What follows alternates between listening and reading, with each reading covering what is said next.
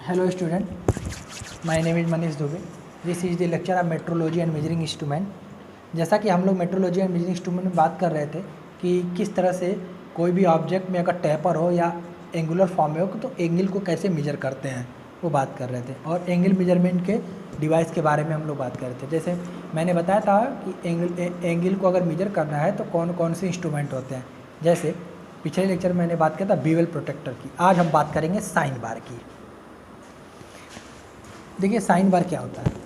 Sine bar कोणों के मापन के संबंध में प्रयोग किए जाने वाला मुख्य एवं सूक्ष्म यंत्र है। इससे क्या करते हैं, एंगल मेजरमेंट करते हैं साइन बार से, जिससे ज्ञात कोणों को नापने अथवा जाप को निश्चित कोण पर व्यवस्थित करने अथवा अज्ञात कोणों की जांच का काम लिया जाता है। समझ में आया? तो इससे क्या करते हैं, एंगल मेजरमेंट करते हैं। इसका उपयोग स्लिप गेज तथा डायल गेज के साथ किया जाता है। साइन बार से काफ़ी सूक्ष्मता से कोण नापे जा सकते हैं। देखो इसका उपयोग स्लिप गेज के साथ कैसे किया जाता है और इसका नाम साइन बार क्यों पड़ा वो हम आगे देखते हैं अभी इसके डायग्राम से। देखिए ये आपका साइन बार है, ये आप साइन बार है, ये आपका स्लिप गेज है, ये स्लिप गेज है, या ये आपका जो दिख रहा है ना ये स्लिप गेज है, ये स्लिप गेज है। देखिए साइन बार ये कैसा होता है साइन बार, ये आपका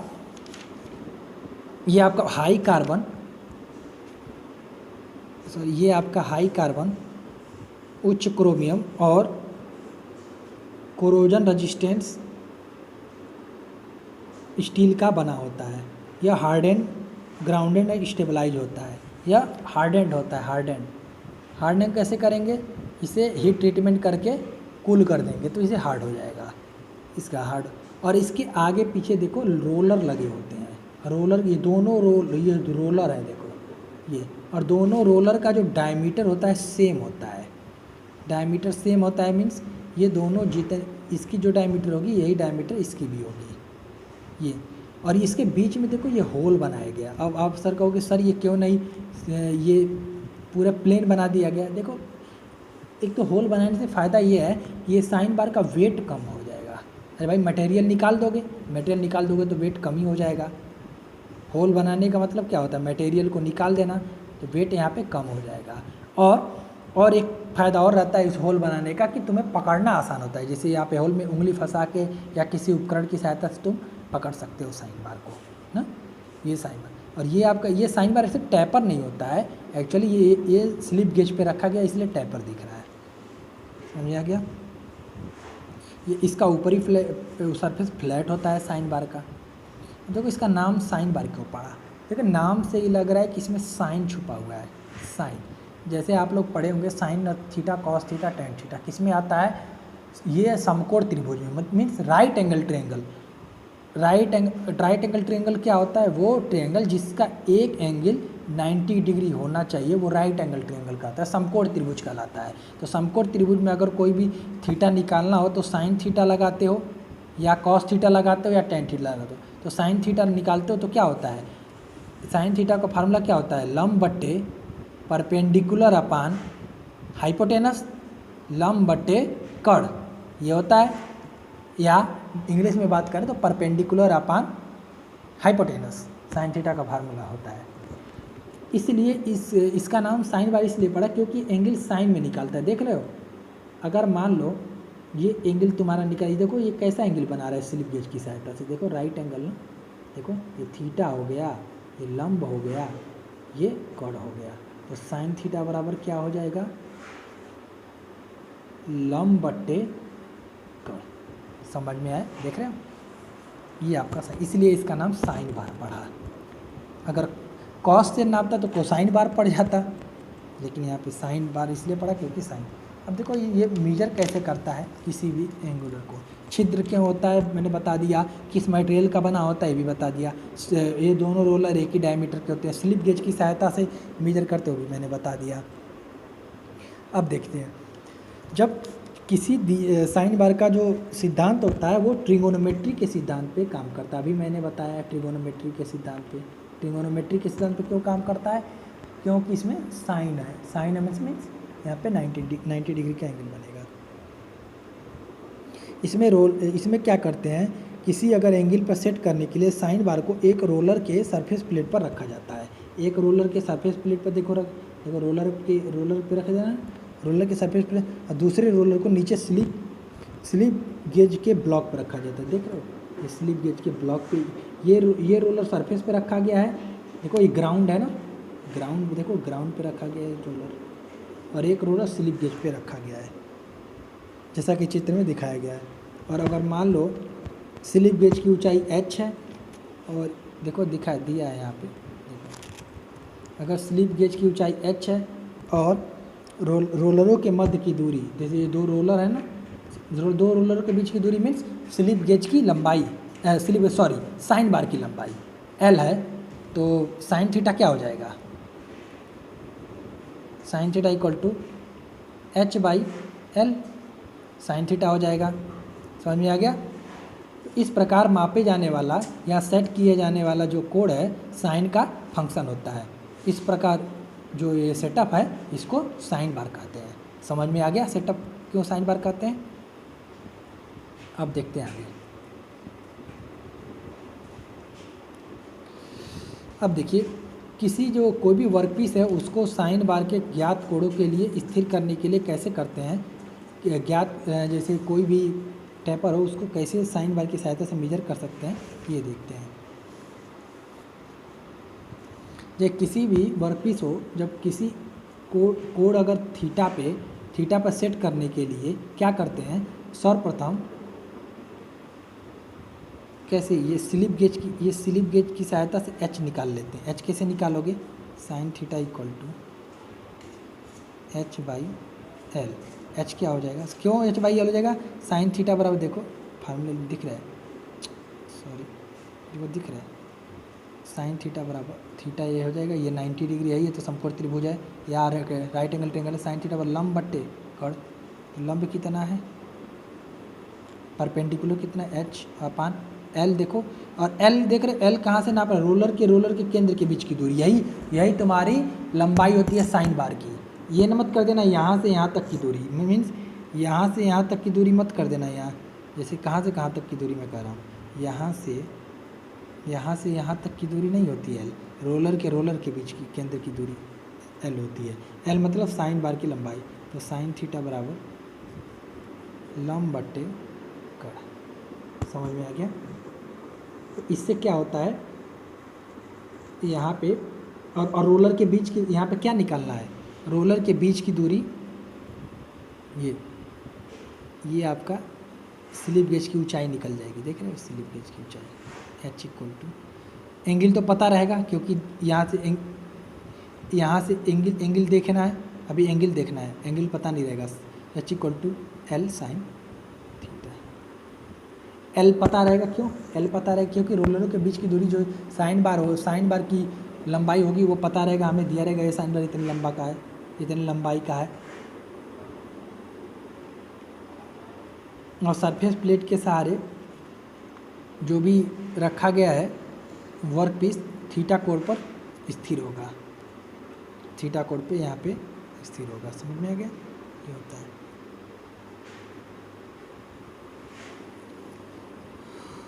तो इससे क्या करते हैं, वर्कपीस के किसी भी वर्कपीस को एंगल नाप सकते हैं। समझ में आ गया, साइन बार इसलिए यूज करते हैं।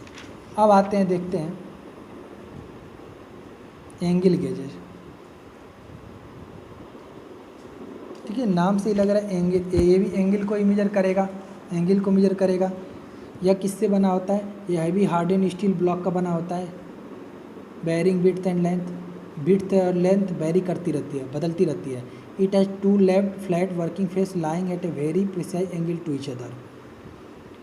अभी दिखा रहा हूँ अभी इसका डायग्राम दिखा रहा हूँ, उसमें क्लियर हो जाएगा, ध्यान से देखो।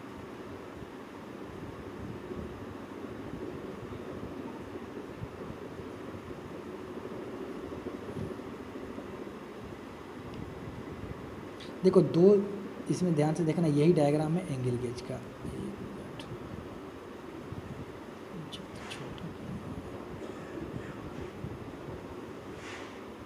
आई थिंक दिख रहा होगा आप लोगों को, ये नीचे लिखा है एंगल गेज बस, तो इसे हम वो कर सकते हैं। ध्यान से देखना, यही एंगल गेज है। इसमें क्या करते हैं, ये स्टील का बना होता है, ये स्टील का बना होता है, ये स्टील का बना होता है, जिनकी दो समतल क्रिया, देखो ये एक समतल ये हो जाएगा और ये एक समतल ये हो जाएगा, देख रहे हो, दोनों समतल एक दूसरे से विशिष्ट कोण पे, देख रहे हो, इसका अगर इसका देखो, इसका कोण अब ये और ये समतल कैसे हो जाएगा, ऐसे, तो दोनों समतल एक विशिष्ट कोण थीटा पे झुके होते हैं। इनका प्रयोग स्लिप गेज की भांति ही होता है, समझ गए, और ये हमें एंगल मेजरमेंट देते हैं। इनकी एक्यूरेसी भी स्लिप गेज के समान ही होती है। क्यों स्लिप गेज के समान होती है, क्योंकि स्लिप गेज भी तुम्हारा क्या होता है, रेक्टेंगुलर टाइप का होता है, लेकिन उसमें लेंथ विड्थ वेरी नहीं करती है, उसमें वो रेक्टेंगुलर टाइप का लेंथ विड्थ है फिक्स होता है और कई डायमेंशन में दिए होते हैं, कई और डायमेंशन में मीन्स आपके कई, जैसे आपका क्या होगा, अगर मान लीजिए 2 यूज कर रहे हैं या 3 साइन बारी स्लिप गेज यूज कर रहे हैं, 3-4 स्लिप गेज यूज कर रहे हैं, तो उसके डायमेंशन पता रहेंगे। समझ में आ गया। इसकी लंबाई जो होती है लगभग 75 mm होती है, इसकी जो लंबाई 75 mm, इसकी जो लंबाई होती है ये 75 mm होती है, और चौड़ाई जो होती है, चौड़ाई मीन्स विड्थ कितना, ये आपकी चौड़ाई ये कितनी होती है, ये आपकी लगभग 16 mm होती है। ये सारी सतह है, ये फ्लैट बनाते हैं, समझ गए, पॉलिश भी किए होते हैं। एक तरह से समझ लो स्लिप गेज की तरह, स्लिप गेज की तरह मतलब क्या, जैसे ये डिफरेंट डायमेंशन में मिल जाते हैं आपके, बहुत से डायमेंशन में ये मिल सकते हैं आपके, ये एंगल गेजेस। एक ब्लॉक ऐसे में, एक किसी और टाइप का ब्लॉक भी ऐसे एंगल गेज की तरह रहेगा, तो इसके डिफरेंट पीसेस होते हैं। समझ में आ गया, इसके डिफरेंट पीसेस होते हैं। अब देखो इससे मेजरमेंट कैसे करते हैं, इससे क्या करते हैं, जैसे इससे क्या होता है, इससे आप अत्यंत सूक्ष्मता और शुद्धता में एक्यूरेसी, इस हाई एक्यूरेसी के साथ कोणों को मापने के लिए एंगल गेजेज का प्रयोग किया जाता है। ये जो एंगल गेजेज होते हैं 2 प्रकार से, रिंगिंग द्वारा जोड़ सकते हैं, जैसे इसके ऊपर एक और एंगल गेज जोड़ सकते हैं, इसके ऊपर एक और एंगल, जैसे मैंने रिंगिंग मेथड बताया था स्लिप गेज में। जैसे मान लो 2 स्लिप गेज को आपको जोड़ना है, इस 2 स्लिप, जैसे ये 2 mm का ऊंचाई का है, ये भी 2 mm का ऊंचाई का है, और हमें 4 mm हाइट निकालने, तो इस स्लिप गेज को इस स्लिप गेज पे जोड़ना रहता है, तो क्या करते हो, इसको घुमा के मैंने बताया था स्लिप गेज में, वो ध्यान से वीडियो देखे होंगे, अगर पता होगा कि जब 2 स्लिप गेजों को जोड़ना रहता है तो क्या करते हो, जैसे मान लो ये स्लिप गेज रहता है और ये स्लिप गेज को जोड़ना, तो इस स्लिप गेज को घुमा के फिर उसी पोजीशन पे लाते हो। इससे क्या होता है, इनके बीच में एयर निकल जाता है, एयर के पार्टिकल निकल जाते हैं और ये स्लिप गेज इस पर एडहेशन के द्वारा चिपक जाता है। इससे क्या होता है, मान लो इसकी हाइट 2 mm है, इसकी हाइट 2 mm है, तो दोनों को मिला के 4 mm हाइट तक ये स्लिप गेज बन जाता है। तो इसे रिंगिंग मेथड से मेजर कर सकते हैं। अब उसी तरह से अगर मान लीजिए ये आपका एंगल गेज है, एंगल गेज भी सेम टू सेम, ये एक एंगल गेज ये हो गया टेपर्ड, फिर एंगल गेज एक और टेपर्ड, तो इन दोनों को भी रिंगिंग मेथड से जोड़ सकते हैं। इसको मैं इसलिए इतना डीप में नहीं बता रहा हूँ क्योंकि मैंने स्लिप गेज में बता चुका हूँ और सिलेबस भी थोड़ा बड़ा है, इसलिए मैं थोड़ा सा, आप लोग कंप्रोमाइज़ कीजिए। समझ में आए?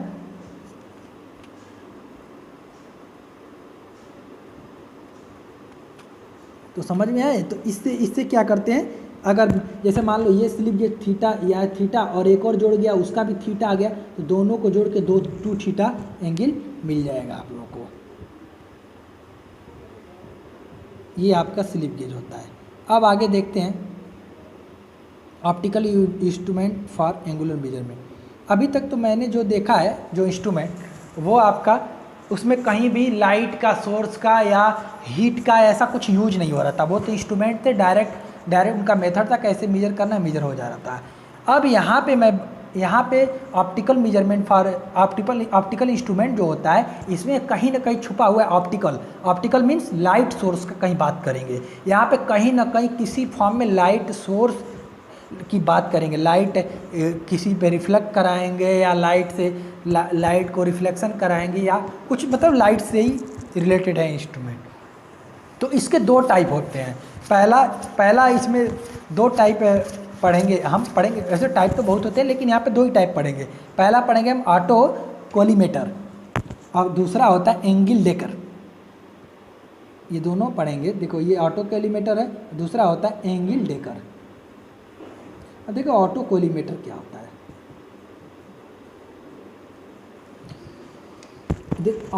An auto collimator is an optical instrument for non-contact measurement of angle। जानते हो सबसे बड़ी खासियत क्या होती है? ये जो ऑप्टिकल इंस्ट्रूमेंट होते हैं इनमें हम वर्कपीस जो भी हमारा मेजरमेंट करता है इसको हम कांटेक्ट में, जो भी हमारे मेजरिंग इंस्ट्रूमेंट उसके कांटेक्ट में लाए हुए बिना भी मेजर कर सकते हैं। समझ में आया?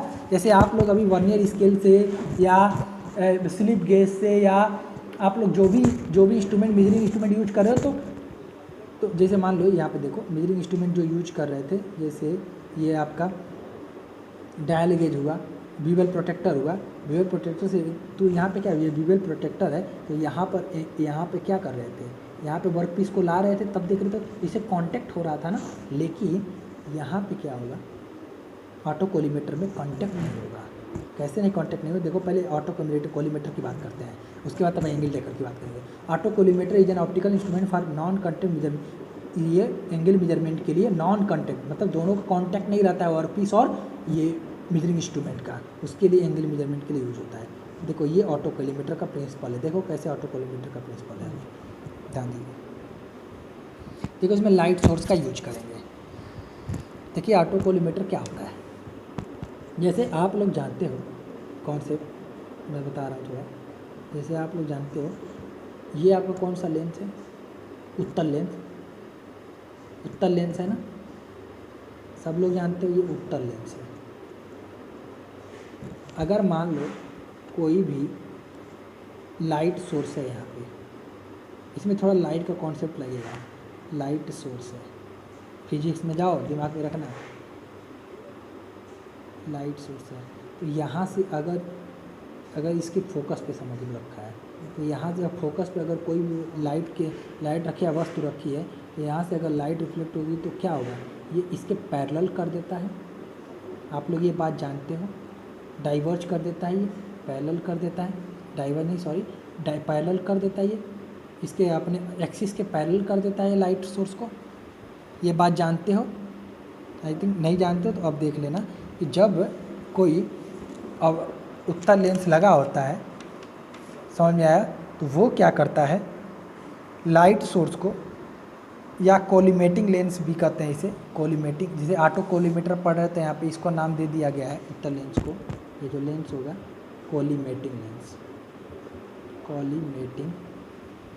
लेंस। और जब यहाँ पे इसके फोकस पे, ये फोकस होता है, फोकस सब आप लोग जानते होंगे, मुझे ये सब नहीं बताना है आपको, इतना टाइम नहीं है। यहाँ से अगर फिजिक्स में आप लोग पढ़े होंगे ये फोकस क्या होता है और ये उत्तल लेंस कैसे क्या करता है, कैसे लाइट अगर फोकस पे उसके रखी गई हो कोई भी वस्तु या लाइट सोर्स रखी गई हो तो वो क्या करता है एक्सिस के समांतर कर देता है। अगर ये इसके लेंस से पास होगी तो वो क्या कर देता है एक्सिस के किरण को समांतर कर देता है। ये होता है, समझ में आ गया? ये आपका उत्तल लेंस कर देता है। अगर मान लो जैसे ऑटो कोलीमेटर पढ़ा रहा हूँ, जैसे ये कोलीमेटिक लेंस है या उत्तल लेंस है, यहाँ पे इसके फोकस पे यहाँ पे रखा गया है ये लाइट सोर्स है, लाइट सोर्स। जब यहाँ से रेडिएशन चला ऐसे पैरेलल हो गया इसके एक्सिस के, जब लेंस से गुजरा ऐसे पैरेलल हो गया तो यहाँ पे अगर एक मिरर रख दे, मिरर जानते हो मिरर क्या होता है? मिरर का एक सतह आपका पॉलिश होता है, ये पॉलिश जैसे आप मिरर जानते हो ना, जिसमें आप चेहरा देखते हो, अपने आप को देखते हो, मिरर का क्या करते हैं, एक सतह पॉलिश कर देते हैं ताकि दूसरी सतह से अगर लाइट जाती है तो रिफ्लेक्ट होकर सामने दे, तभी तो हम देख लेते हैं अपना चेहरा। नहीं तो अगर लाइट का कॉन्सेप्ट ये होता है कि अगर मान लो लाइट, कोई भी वस्तु हमें क्यों दिखाई देती है, कोई भी वस्तु हमें तब दिखाई देती है जब उस पर लाइट पड़ता है और वो लाइट रिफ्लेक्ट होकर हमारे आँखों में पड़ती है, तभी कोई भी वस्तु दिखाई देती है। जैसे मान लो अंधेरे में क्यों कुछ नहीं दिखाई देता, क्योंकि अंधेरे में कोई लाइट है ही नहीं कि जो रिफ्लेक्ट होकर किसी वस्तु पे पड़ के हमारे आँखों पे पड़े। समझ में आया? इसलिए अंधेरे में कोई चीज़ हमें नहीं दिखाई देती है। और यहाँ पे लेकिन यहाँ अगर मिरर में क्यों देख लेते हैं, क्योंकि सूर्य भगवान की किरणें या हमारे शरीर से किरणें, सूर्य भगवान से किरणें होते हुए हमारे तरफ से जो सन रे है वो जाते हुए उससे मिरर से टकराते हैं और मिरर से टकरा के हमारे आँखों पे प्रतिबिंब बनाती है, इसलिए हमें दिखाई देती है कोई वस्तु। रात को अंधेरे में देखो, मिरर में दिखाई दोगे? नहीं दिखाई दोगे, क्योंकि लाइट आई नहीं। समझ गए? देखो जैसे मान लो ये लाइट सोर्स है, यहाँ से है, तो इस पर, तो जब यहाँ पे हम मिरर रख देंगे, ये मिरर है, मिरर जब मिरर रख देंगे तो अगर मान लो ये जो कोलिमेटिंग लेंस है या उत्तल लेंस है, कोलिमेटिंग, यहाँ पे ऑटो कोलिमेटर पढ़े तो कोलिमेटिंग लेंस उसका नाम दे दिया गया है। कोलिमेटिंग लेंस है, इससे अगर गुजर के ये जो प्रकाश स्रोत है इससे गुजर के पैरेलल हो जा रही है, तो अगर सीधे जा रही है, अगर ये मिरर से टकराएगी तो सीधे वापस आ जा रही है। समझ में आ गया? सीधे वापस आ जाएगी। अगर ये ऐसे सीधे पैरेलल रखा है, इसके मतलब स्ट्रेट रखा है, अगर बाई चांस, ध्यान से सुनना, अगर बाई चांस जो लाइट रे गई यहाँ से रिफ्लेक्ट होके पैरेलल हो गई, अगर बाई चांस हमने जो मिरर रखा, मिरर को हमने टिल्ट कर दिया, टिल्ट मतलब क्या, झुका दिया। मिरर को थोड़ा सा तुम जाके घर एक्सपेरिमेंट कर लेना, एक लेंस रखना और एक मिरर रखना और यहाँ से लाइट से टार्च लेके जलाना, फिर देखना। अब फोकस पे रहना चाहिए लेंस, ये दूरी। तो यहाँ पे अगर मान लो ये थोड़ा सा टिल्ट हो गया, कितना टिल्ट होगा, थीटा डिग्री, मान लो थीटा डिग्री झुक गया, तो जो ये लाइट रे जो मैंने बताया था, अगर सीधा रहेगा तो लाइट रे तुरंत वापस आ जाएगी, लेकिन अगर थोड़ा सा टिल्ट हो तो लाइट रे जो रिफ्लेक्ट होके जाएगी ये एंगल पर मुड़ जाएगी। ये कितने एंगल पर मुड़ेगी, ये थीटा है तो 2 थीटा एंगल पर मुड़ जाती है। समझ में आया? आई थिंक आ गया होगा आप लोग को। यही होता है इसका कॉन्सेप्ट। जैसे देखो,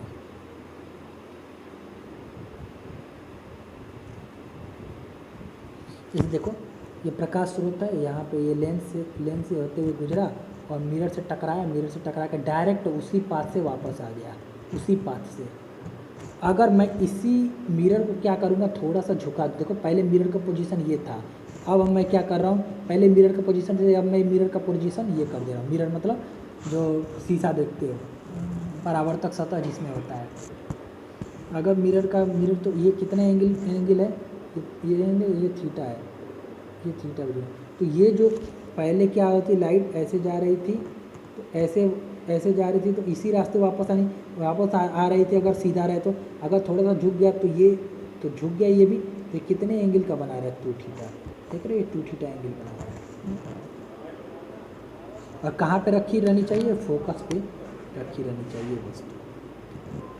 फोकस आप लोग जानते हो।